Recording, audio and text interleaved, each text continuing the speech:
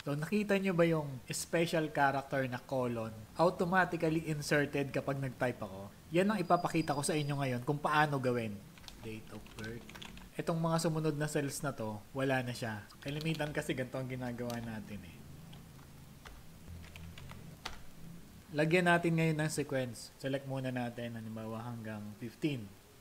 Then right click, format cell, then custom. Dito sa general, type natin yung sequence at asterisk, space, double quotation mark, tapos yung special character na gusto nating ilagay, colon.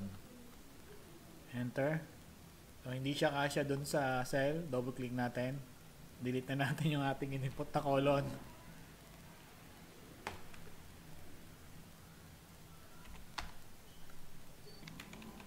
Address.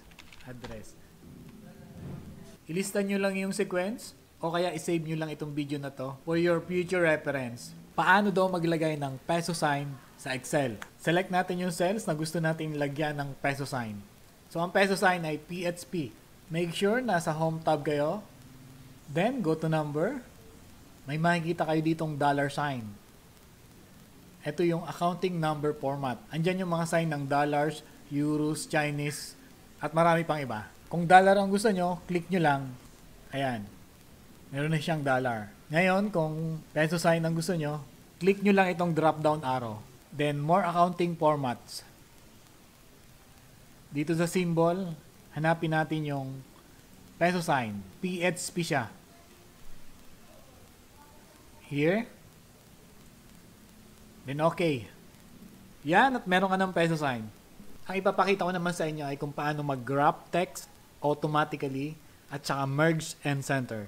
So, meron tayong sheet dito at makikita natin dito sa description. Naka-overlap yung kanyang entry na text dito sa kabilang column. So, ang gagawin lang natin, select lang natin yung cell and be sure andito tayo sa home tab. Punta tayo sa alignment. Ito. Sa taas niyan, merong wrap text. Click lang natin yan. At makikita natin dyan, wrap extra long text into multiple lines so you can see all of it. So kapag mahaba yung entry, mag-expand yung row niya para magkasya doon sa specific na width column na gusto mo. So click lang natin. Then may isa pa ditong column. Ang gagawin natin, merge. Select. Then merge.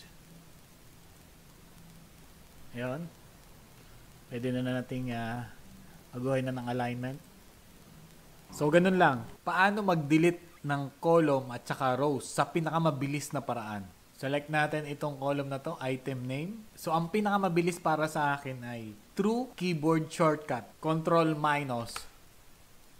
And that's it. So, meron namang ibang other way. Ando natin. Right-click mo lang yan. Then, delete. Halimbawa naman sa row. Select natin itong row na to. Control minus.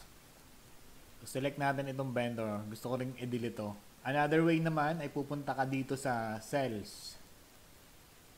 Then may makita ka ditong delete. Yan. Delete sheet columns. Same as delete sheet rows. Normally, kapag nagpi-perform tayo ng auto-sum sa column or row of numbers, ganito ang ginagawa natin. Equals sum, enter. Or, ang ginagamit natin na itong auto-sum. Click. So, automatic na nag-enter ng formula si Excel that uses the sum function to sum the numbers. Enter. Pero, mayroon akong ipapakita sa inyo na mas mabilis gawin ng auto-sum. Burahin muna natin. Alt equal. Press and hold the Alt key plus the equal button. Enter. Diba? Gumagana din yan kahit multiple yung selection mo nung entire sheet. Burahin muna natin. So, select natin itong dalawang to. Then, Alt equal. And that's it. Bonus tayo. Dagdag kaalaman. The fastest way to auto-fit the column width is to click this line. Paano daw maglagay ng 0 sa unahan ng number sa Excel? So napaka-basic lang din ito. Alam naman nating lahat ang basic ang dapat minamaster natin. So itong ID number, gusto ko ito, lalagyan ko ng 2 0 sa unahan. Select natin ang cells. Then right click sa mouse. Format cells. Then dapat naka-custom tayo.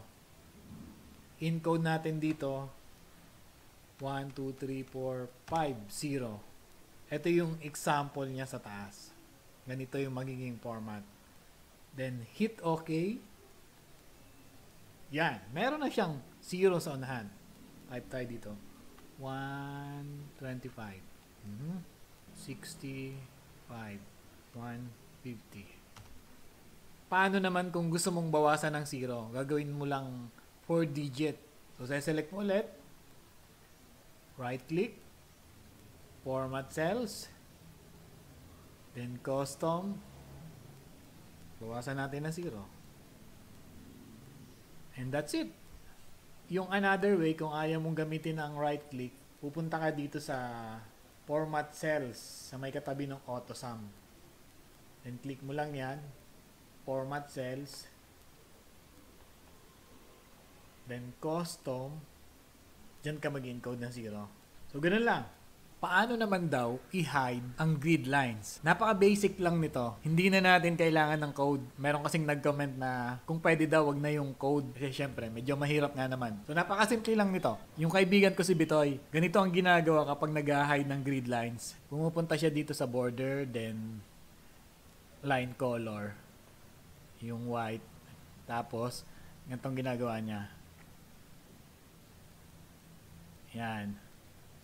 Pwede rin naman yan, pero ito yung pinakamabilis na mag-hide ng grid lines. Punta lang tayo dito sa View tab. Under Show, meron ditong grid lines. Uncheck lang natin to. Yun, naka-hide na ang kanyang grid lines. Kung gusto nyo namang ibalik, punta ulit kayo doon. Then, check grid lines.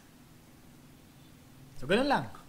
So, under dito sa view, makikita natin dito ang workbook views. Ito yung normal na view ng ating workbook. Ito naman, page break preview. Then, page layout. Then, ito yung isa, custom. Tapos, makikita natin dito yung ruler. Yan. Ito yung formula bar. Hide at saka unhide. Then, yung zoom.